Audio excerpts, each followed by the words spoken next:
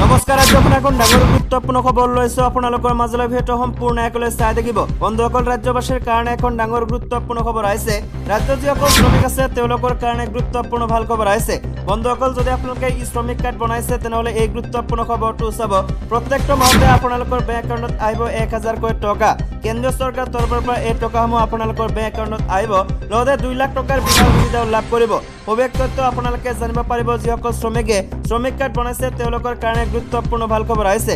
লগতে যদি আপোনালোকে ইউনিক নিউজ চেনেলটো নতুনকৈ আছে তেন্তে চেনেলটো ছাবস্ক্ৰাইব কৰাৰ লগতে এই ভিডিঅ'টো লাইক নকৰিলে প্লিজ এতিয়া লাইক কৰিব।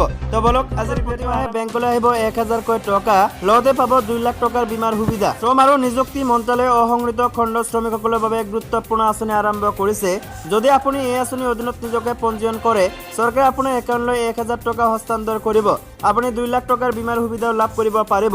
কেন্দ্ৰীয় চৰকাৰে আৰম্ভ কৰা আঁচনিখনক ই শ্ৰম কাৰ্ড আঁচনি বুলি কোৱা হয়। আপুনি ই শ্ৰম কাৰ্ড পঞ্জীয়ন প্ৰপত্ৰ পূৰণ কৰি এই আঁচনিৰ হিতাধিকাৰী হ'ব পাৰে। চৰকাৰে এই ই শ্ৰম কাৰ্ড আঁচনিৰ প্ৰথম কিস্তিৰ 1000 টকা লাখ লাখ শ্ৰমিকৰ বেংক একাউণ্টলৈ হস্তান্তৰ কৰিছে। দৰিদ্ৰ শ্ৰমিক পৰিয়ালৰ বাবে এইটো এটা অতি সহজ পৰিকল্পনা। এই সকলো শ্ৰমিকে ইয়াৰ অধীনত নিজকে পঞ্জীয়ন কৰিব লাগিব। 2 লাখ টকাৰ বীমা, গৰ্ভৱতী মহিলাৰ ভৰণ পোষণ ভাতা, ই শ্ৰম কাৰ্ড আঁচনিৰ হিতাধিকাৰীসকলক 2 লাখ টকাৰ দুৰ্ঘটনা বীমাও প্ৰদান কৰা হৈছে। চৰকাৰে ভৱিষ্যতে আঁচনিখনৰ হিতাধিকাৰীসকলক পেঞ্চন প্ৰদান কৰাৰ পৰিকল্পনা কৰিছে। কেৱল সেয়াই নহয়, গৰ্ভৱতী মহিলাসকলেও ভৰণ পোষণ ভাতা লাভ কৰিব পাৰিব। যদি কাৰ্ডধাৰকে ঘৰ নিৰ্মাণ কৰিব বিচাৰে তেওঁলোকক চৰকাৰৰ পৰা পৃথক পুঁজি প্ৰদান কৰা হ'ব। চৰকাৰে শিশু শিক্ষাৰ বাবে ই শ্ৰমিক কাৰ্ড ধাৰকসকলক আৰ্থিক সাহায্য প্ৰদান কৰিব। লগতে এই লোকসকলে ই শ্ৰম কাৰ্ডৰ সুবিধা লাভ কৰিব পাৰে। বন্ধুসকল, ই শ্ৰমিক কাৰ্ডে অসংগঠিত খণ্ড শ্ৰমিকসকলক লাভান্বিত কৰিছে।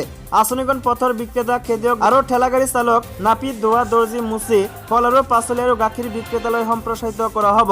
কেৱল এয়াই নহয়, ঘৰে ঘৰে কাম কৰা পুৰুষ মহিলাসকলকো ই শ্ৰম কাৰ্ড আঁচনিৰ সুবিধা প্ৰদান কৰা হ'ব। লগতে আঁচনিখনৰ মুখ্য বিষয়সমূহ হৈছে ই শ্ৰম কাৰ্ড আঁচনিৰ অধীনত শ্ৰমিকসকলৰ বেংক একাউণ্টলৈ প্ৰতিমাহে 1000 টকা প্ৰেৰণ কৰা হ'ব। অকল ই শ্ৰমিক কাৰ্ড ধাৰকসকলে স্বয়ংক্ৰিয়ভাৱে ৰাজ্যখনৰ গুৰুত্বপূৰ্ণ আঁচনিবোৰৰ লাভালাভ প্ৰাপ্ত কৰা আৰম্ভ কৰিব।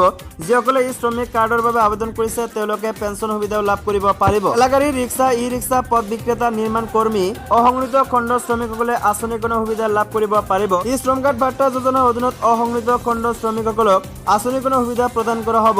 সকলো পঞ্জীভুক্ত শ্ৰমিকে এই ভাতা আঁচনি লাভ কৰিবলৈ সক্ষম হ'ব। ই শ্ৰম কাৰ্ড আঁচনিৰ অধীনত শ্ৰমিকসকলক যিকোনো ধন প্ৰেৰণ কৰা হ'ব, অৰ্থাৎ ডিবিটি অৰ্থাৎ ডাইৰেক্ট বেনিফিট ট্ৰান্সফাৰৰ জৰিয়তে পোনপটীয়াকৈ তেওঁলোকক বেংক একাউণ্টলৈ হস্তান্তৰ কৰা হ'ব।